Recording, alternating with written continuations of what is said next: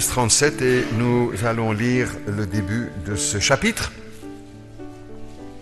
Genèse donc au chapitre 37, verset 1er.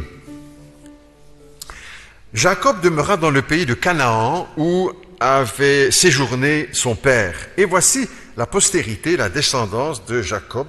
Joseph, âgé de 17 ans, faisait paître le troupeau avec ses frères, et cet enfant était auprès des fils de Bila et les fils de Zilpa, femme de son père. Et Joseph rapportait à leur père leurs mauvais propos. Israël, Jacob, aimait Joseph plus que ses autres fils, parce qu'il l'avait eu dans sa vieillesse. Et il lui fit une tunique de plusieurs couleurs. Ses frères virent que leur père l'aimait plus que tous, et ils le prirent en haine, et ils ne pouvaient lui parler avec amitié. Joseph eut un songe, et il le raconta à ses frères, qui le haïrent encore davantage. Il leur dit, écoutez donc ce songe que j'ai eu.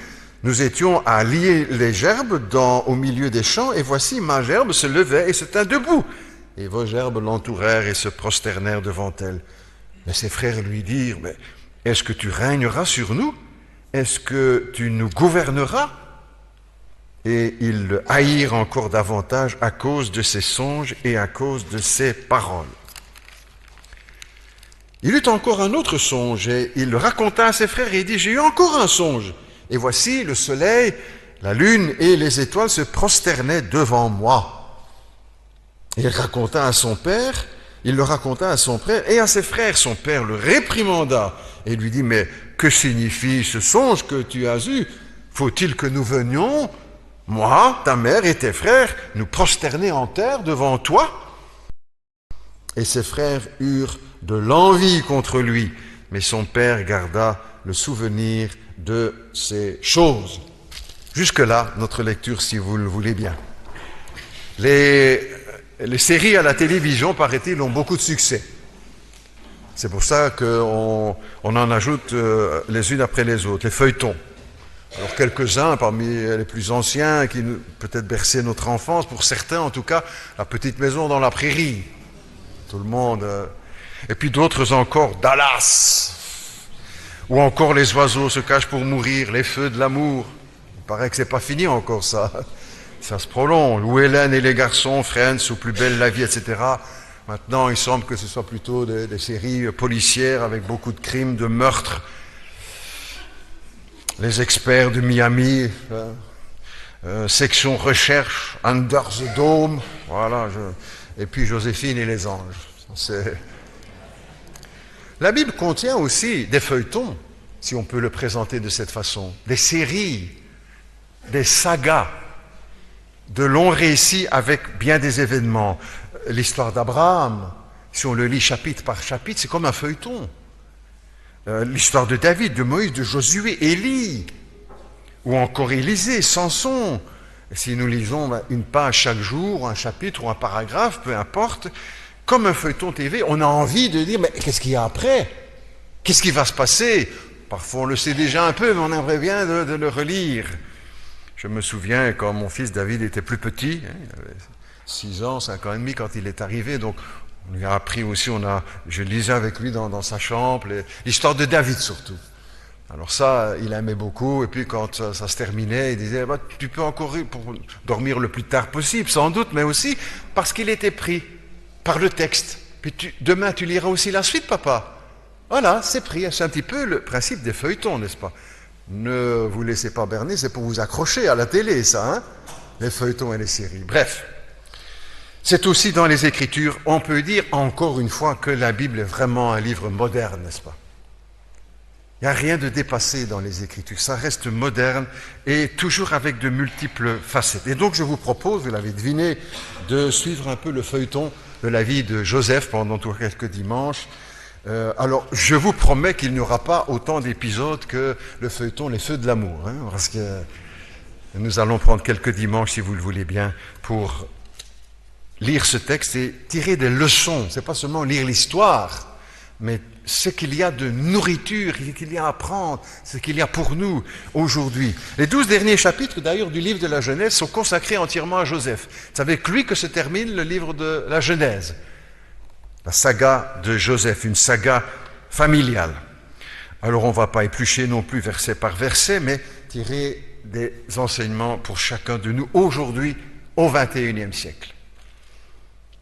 Parce qu'il faut rappeler, n'est-ce pas, que si nous sommes chrétiens, ça veut dire que nous ne devons pas vivre selon le monde, mais avec d'autres principes, avec d'autres valeurs. Et cela se marque de plus en plus, n'est-ce pas, avec les siècles qui s'ajoutent. Nous n'avons pas les mêmes valeurs que notre monde, même si sur certaines on peut se retrouver. Une fois qu'on gratte un petit peu, on dit « mais non, ça c'est pas la même chose que ce que je crois, ce que j'aime, ce que je... »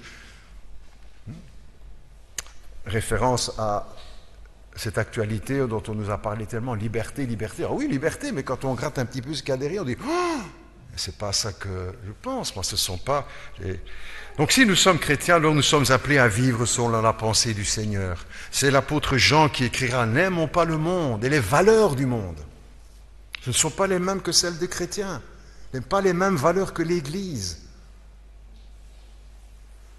N'aimons pas le monde ni les choses qui sont dans le monde, écrira l'apôtre Jean. Si quelqu'un aime le monde, l'amour de Dieu n'est pas en lui. » C'est terrible ces paroles, n'est-ce pas? Si quelqu'un aime le monde, l'amour de Dieu n'est pas en lui, car tout ce qui est dans le monde, qu'est-ce qu'il y a dans le monde? La convoitise de la chair. Je n'ai pas besoin de vous faire de démonstration. La convoitise de la chair, la convoitise des yeux et l'orgueil de la vie ne vient pas de Dieu, mais du monde. Et le monde passe, et sa convoitise aussi. Mais celui qui fait la volonté de Dieu demeure éternellement. C'est cela que souligne l'apôtre Jean ici. Nous n'avons pas les mêmes valeurs, le monde et l'Église. Mais on peut quand même aussi encore se poser la question, est-ce qu'il est utile vraiment d'aller chercher de vieux textes comme ça dans un vieux livre de la Genèse? Est-ce qu'il n'y a pas des choses plus modernes? Est-ce que c'est utile encore de relire aujourd'hui ces vieilles histoires? C'est la Bible elle-même qui répond. Et l'apôtre Paul écrira quand il écrit aux chrétiens de Rome.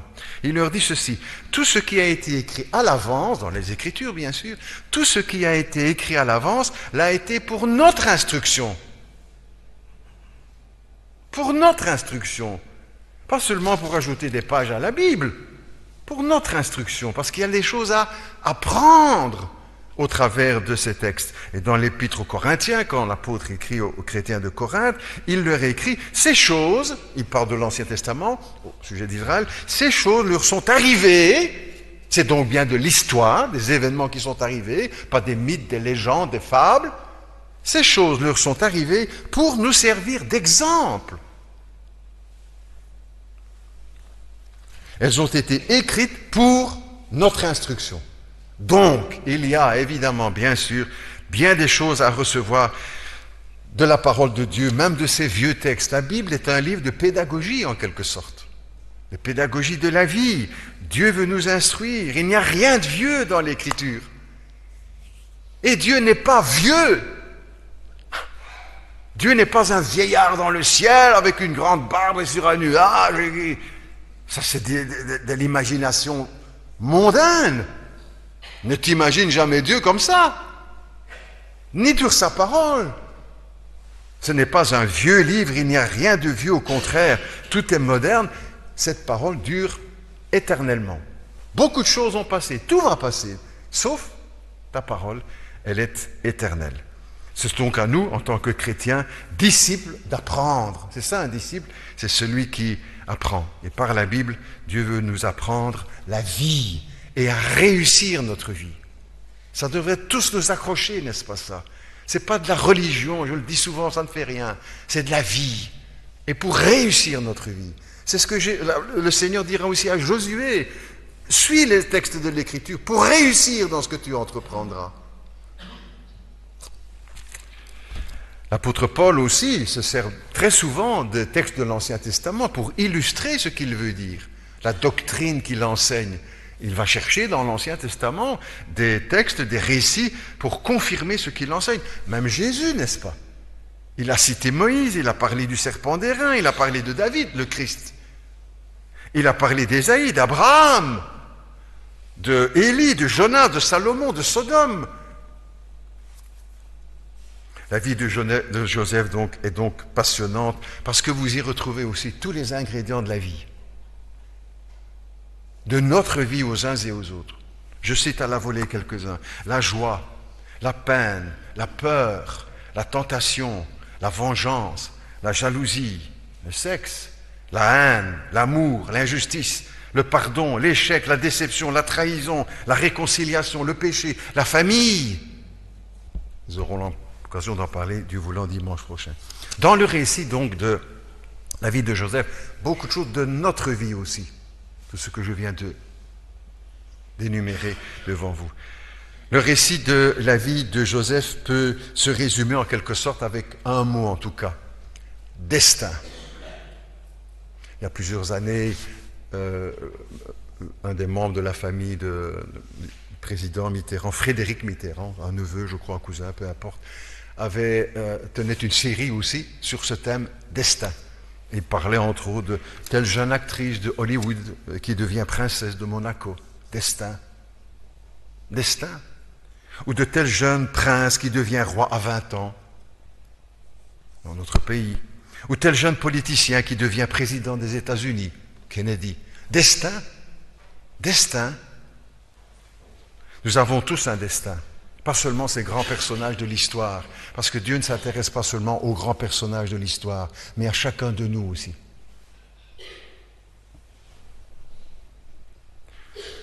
Nous avons tous un destin qui est inscrit dans le plan de Dieu et nous ne pouvons y échapper. Ou aller contre notre destin, contre le plan de Dieu. David disait ces paroles dans le psaume 139, on a lu là tout à l'heure. « Mon corps n'était pas caché devant toi quand j'ai été fait dans un lieu secret. Et quand je n'étais qu'une masse informe, tes yeux me voyaient. Et sur ton livre étaient tous inscrits les jours qui m'étaient destinés avant qu'aucun d'eux n'existe. » Destin. Et il dit, la parole n'est pas sur ma langue, que déjà tu la connais. Oh! Tu la connais entièrement. Et il ajoute ce commentaire, David, que tes pensées, ô Dieu, me semblent impénétrables. Comment est-ce que j'ai pu comprendre ça? Que Dieu, avant que mes paroles ne sortent de ma bouche, les mots, les phrases que je vais choisir, il le sait déjà. Tes pensées, ô Dieu, me semblent impénétrables. Une science, une intelligence aussi merveilleuse est au-dessus de ma portée. Elle est trop élevée pour que je puisse la saisir. Ça veut dire qu'on ne le comprendra jamais. Alors non pas seulement nous, petit peuple, je vais dire, sans blesser personne, mais même les grands noms de la réflexion de l'humanité ne pourront jamais comprendre ça. Jamais. Personne ne pourra dire, ah ben ça y est, j'ai compris Dieu. Et les pensées de Dieu. Il faut donc toujours rester rempli de modestie, même devant les choses que nous ne comprenons pas, et non pas nous révolter contre, parce qu'on ne comprend pas. Pourquoi est-ce que Dieu fait ci? Pourquoi est-ce que Dieu fait ça? Dans le même thème, sur le thème destin, toujours dans le psaume 31, David dira, mes destinées sont dans ta main. Mon destin est entre tes mains. Pas seulement David, pas seulement Salomon, mais nous aussi, chacun de nous. Pourquoi sommes-nous nés en Belgique? On l'a choisi? Ah non. Pourquoi sommes-nous nés en Wallonie plutôt qu'en France, en Flandre ou en France ou aux États-Unis? Pourquoi sommes-nous nés pauvres ou riches ou intelligents ou beaux ou grands ou petits ou blonds? Pourquoi allons-nous rencontrer telle personne? Parfois, on entend des interviews d'artistes ou d'acteurs ou que sais-je, ou de musiciens, et les journalistes disent, mais comment est-ce que vous êtes arrivés? Voilà, vous êtes au sommet le plus grand, machin, comment est-ce que vous avez fait? Et avec beaucoup de suffisance, l'acteur ou le musicien qui dit, ben j'ai fait ci, j'ai fait ça, j'ai encore ça. En fait, c'est son destin, n'est-ce pas? Parce qu'à tel moment, il a rencontré telle personne. C'était pas prévu, c'est pas lui qui l'a organisé. Il a rencontré telle personne. Et hop, le chemin s'est ouvert, ou ce chemin s'est fermé. Comment devient-on ceci ou cela? On devrait juste répondre avec modestie, n'est-ce pas? Avec moins de prétention. Il y a un destin, n'est-ce pas? Une seule réponse. D'autres méritaient peut-être le prix Nobel. Elles ne l'ont pas eu. Destin, pourquoi celui-là plutôt qu'un tel? Il le méritait autant. Ou pourquoi tel fut un grand peintre? Il y en avait d'autres. Ou des musiciens, n'est-ce pas? Mais qui ne sont pas sortis du lot. Pourquoi? Destin.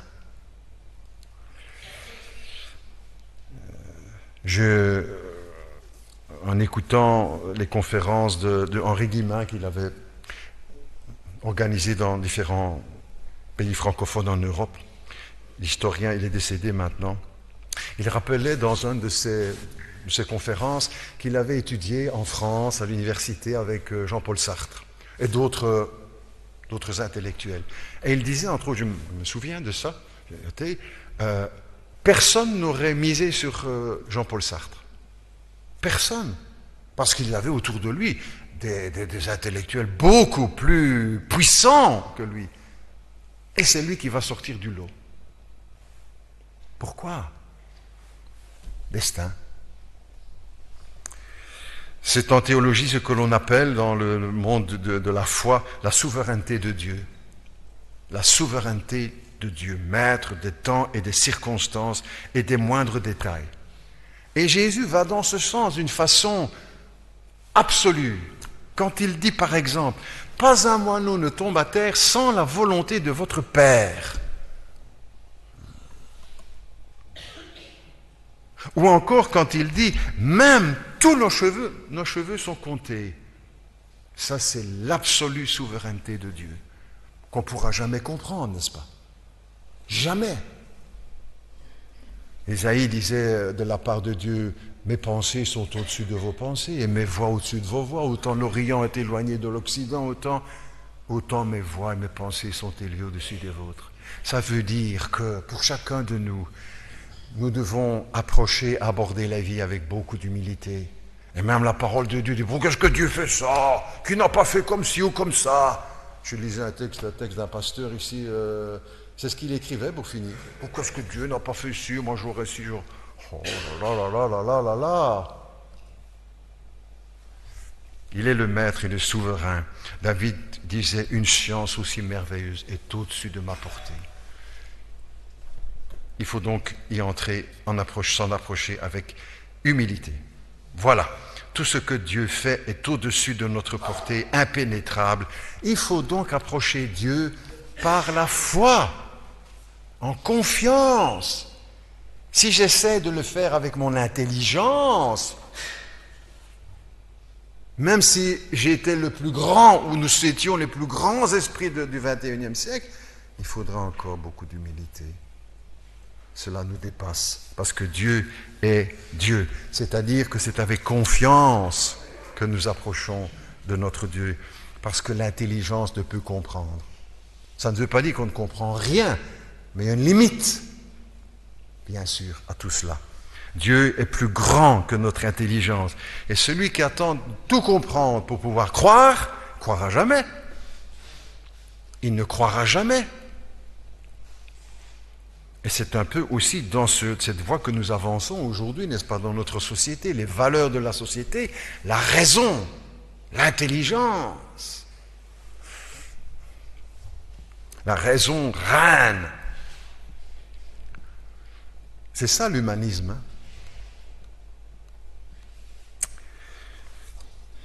Dieu est infiniment grand, il fait des choses, comme disait Job aussi, Dieu fait des choses grandes et insondables. Ou encore, l'Éternel est grand, sa grandeur est insondable. Encore David dans le psaume 145. Ou encore Ésaïe, la sagesse de Dieu est insondable.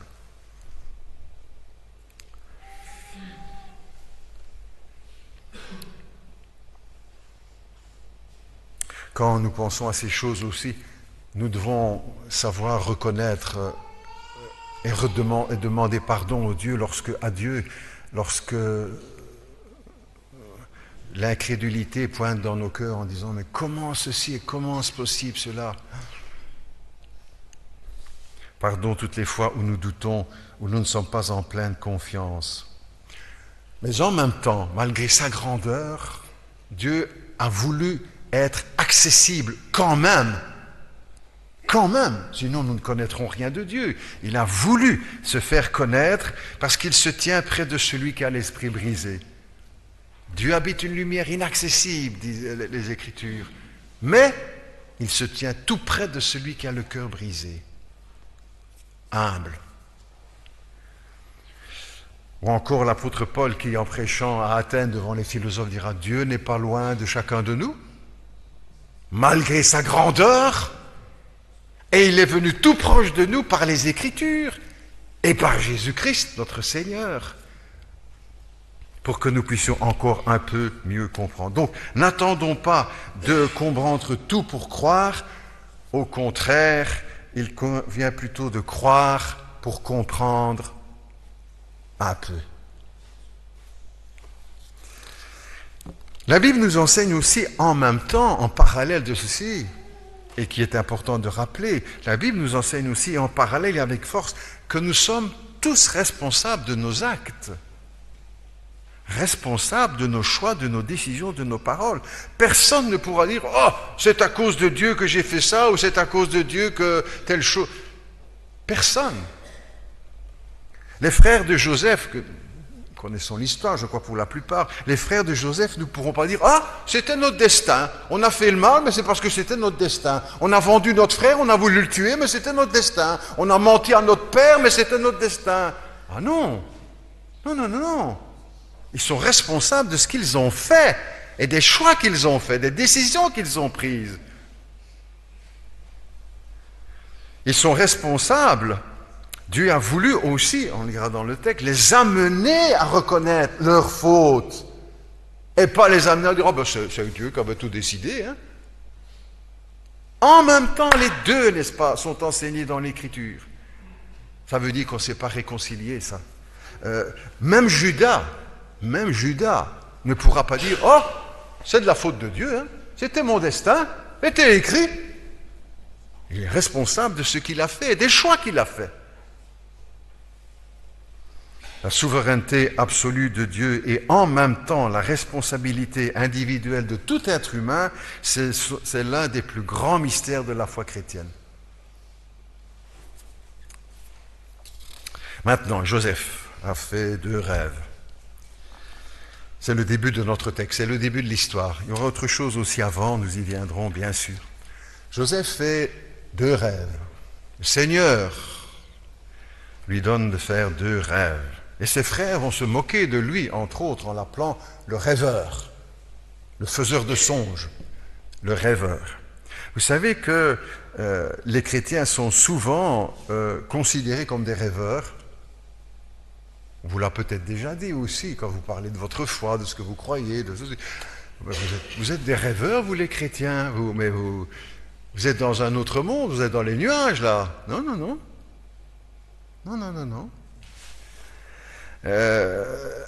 Les chrétiens sont aussi souvent considérés par les gens du monde, comme on dit, comme des rêveurs, parce qu'ils croient aux promesses de Dieu. Parce qu'ils croient au retour de Jésus, par exemple. Ben vous rêvez, vous les chrétiens, que Jésus qui va, pas seulement, mais se moquer de nous. Et parce que les chrétiens croient à la puissance de l'amour. Et pas à la puissance des armes, de la haine. Parce que les chrétiens croient à la victoire de la justice et du droit. Vous rêvez, vous? Ou encore parce que les chrétiens croient au triomphe du bien sur le mal.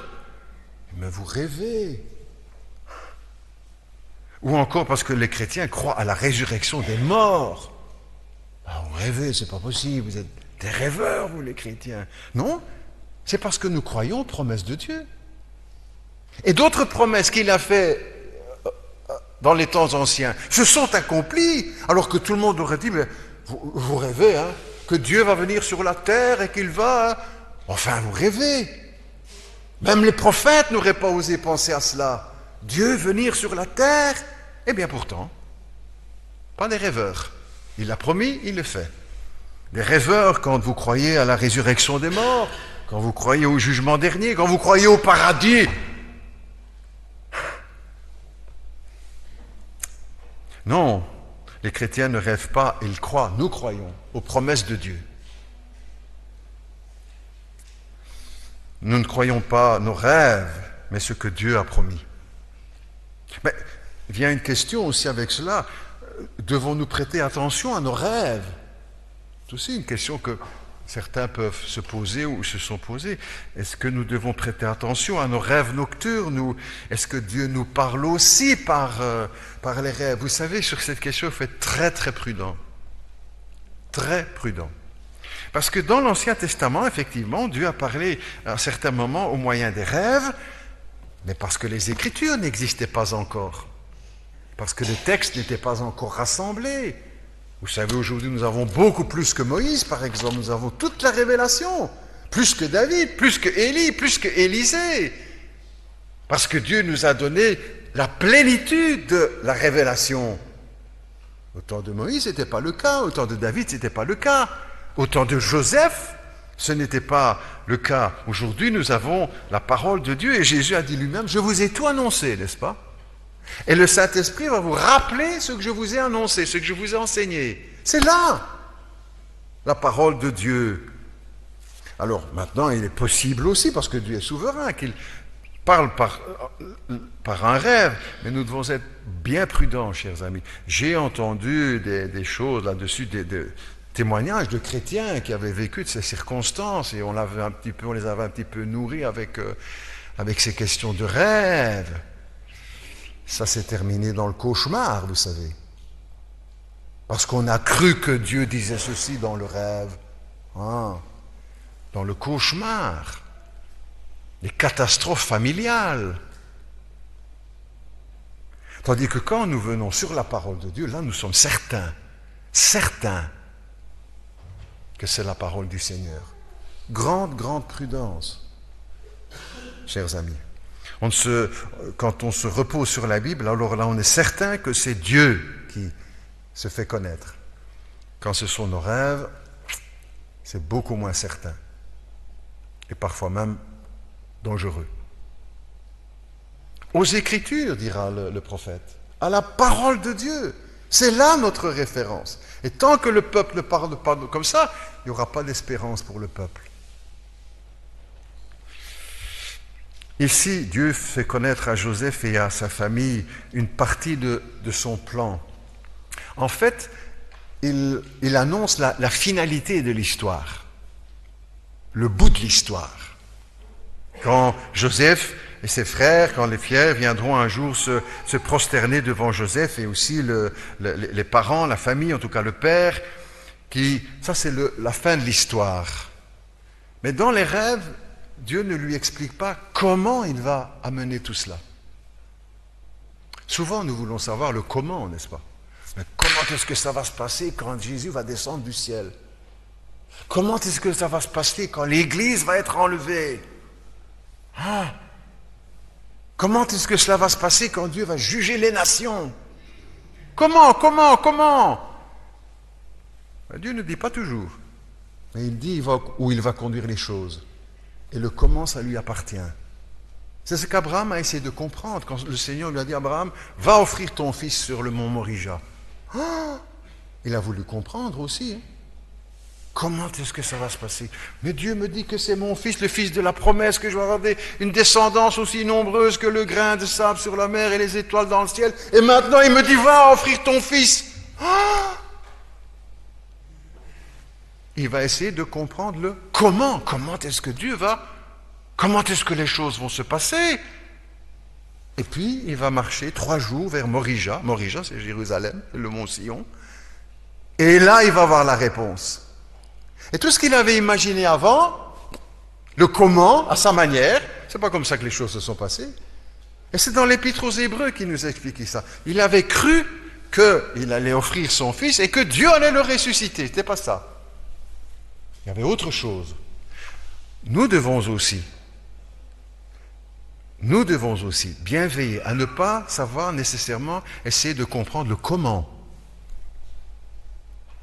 Comment est-ce que ça va se passer tout ça? Laisse-le à Dieu.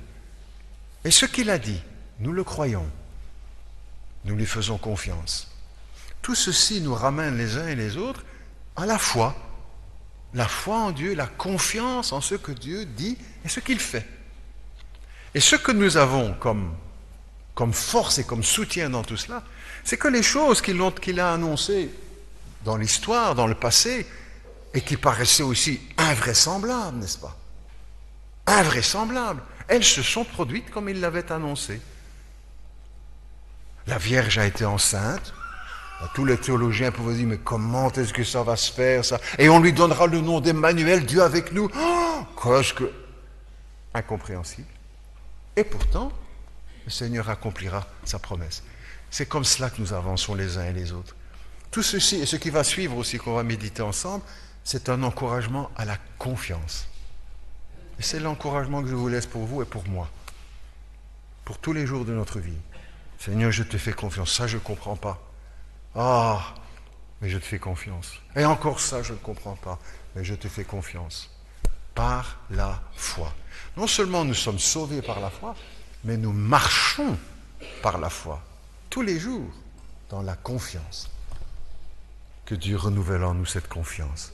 Et qu'il nous aide jour après jour à marcher avec lui. Prions ensemble, si vous le voulez. Maintenant, inclinons-nous dans la prière, notre Dieu, notre Père. Nous te remercions pour ta parole, parole tellement précieuse pour chacun de nous, pour nos vies aux uns et aux autres, quel que soit notre âge, quelle que soit notre situation familiale, quelle que soit notre situation professionnelle, peu importe notre arrière-plan familial. Seigneur, merci pour ta parole, qu'elle est précieuse à nos cœurs. Qu'elle est précieuse à nos cœurs. Ta parole est la vérité. Elle est une lampe sur notre chemin, sur notre sentier, pour que nous puissions avancer, même lorsque nous ne comprenons pas, ou peut-être surtout quand nous ne comprenons pas. Accorde-nous, Seigneur, accorde-nous, il est aussi dans ton cœur, accorde-moi l'humilité pour savoir reconnaître, m'incliner devant ta souveraineté, devant ta majesté, devant ta grandeur, devant ta sagesse, ton intelligence, insondable. Et moi, qui suis-je pour dire à Dieu, mais comment tu vas faire, Seigneur? Que la foi nous fortifie les uns et les autres, moi avec les autres, chacun, pour garder toute notre confiance en Jésus-Christ, en Dieu, sa parole, l'Esprit Saint qui l'a inspiré, pour pouvoir continuer jour après jour, sans baisser les bras, sans nous décourager. Nous te demandons ces choses dans le nom de Jésus, notre Seigneur, notre modèle. Amen.